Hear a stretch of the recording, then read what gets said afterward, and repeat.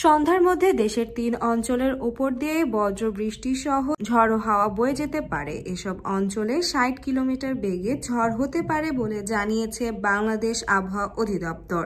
বৃহস্পতিবার দেশের বন্দরগুলোর জন্য দেওয়া আবহাওয়ার পূর্বাভাসে এমন শঙ্কার কথা জানানো হয়েছে। এই ঈদে জামা জুতো অ্যাকসেসরিজের ডিসকাউন্ট। আবহাওয়াবিদ আবুল কালাম মল্লিক জানিয়েছে, বৃহস্পতিবার সন্ধ্যা ৬টার মধ্যে রাজশাহী, কুষ্টিয়া ও পাবনা অঞ্চল সমূহের উপর দিয়ে পশ্চিম অথবা উত্তর পশ্চিম দিক থেকে ঘন্টায় ৪০ থেকে ৬০ কিলোমিটার বেগে বৃষ্টি অথবা বজ্রসহ অস্থায়ীভাবে দমকা অথবা ঝড়ো হাওয়া বয়ে যেতে পারে। এসব এলাকায় নদী বন্দরগুলোকে ১ নম্বর সতর্ক সংকেত দেখানো হয়েছে।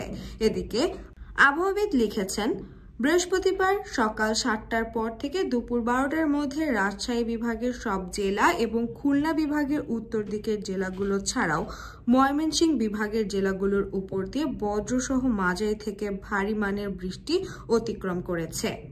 এই সময়ের মধ্যে সিলেট বিভাগের সিলেট, সুনামগঞ্জ ও মৌলভীবাজার জেলার কোনো কোনো উপজেলার উপরে তীব্র বজ্রসহ মাঝারি থেকে ভারী মানের বৃষ্টি অতিক্রম করেছে।